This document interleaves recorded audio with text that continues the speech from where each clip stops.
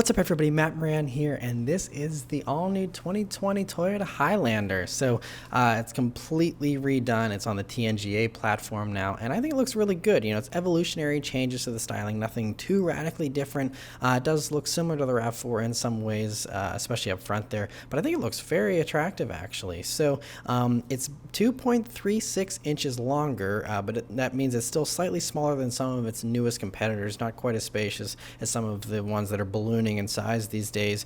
So I think Toyota wanted to keep with a similar formula to the last Highlander, which sold very, very well, and so, you know, why mess with a good thing? So it still seats 7 or 8 depending on the configuration.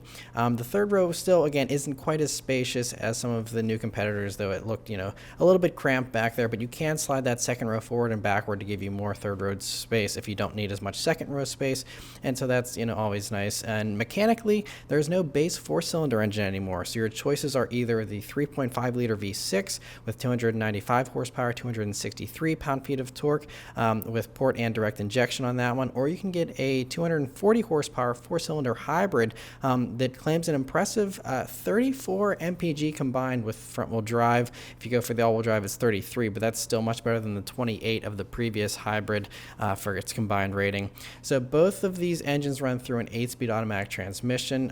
Front-wheel drive is standard, all-wheel drive is optional. The limited and platinum trims also get a more advanced dynamic torque vectoring all-wheel drive system. Another sporty feature is that the hybrid version offers a sport mode now that can add some electric boost to your acceleration actually, which is pretty cool. You can also adjust the regenerative braking similar to what you can do in actual electric vehicles. You know how a lot of those you can customize that, so you can also do that here with the hybrid. The interior gets a standard 8-inch touchscreen with Apple CarPlay, Android Auto, Amazon Alexa, all that kind of connectivity. You can also get a huge 12.3-inch touchscreen on top of the line platinum trims, and so that's going to be similar to like what you see in the Lexus infotainment displays, although it's touch here in the Toyota, which is great. You know, the Lexus still forces you to use a controller, so that's an awesome display to see. It also comes standard with Toyota Safety Sense 2.0, which gives you adaptive cruise and all those advanced features that some of the competitors will make you pay extra for.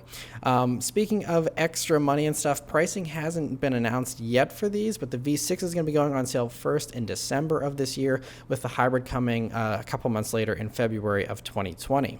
So anyway, let me know your thoughts on the all-new Highlander in the comments below. Thank you guys very much for watching, and I'll see you on the next one. Take care.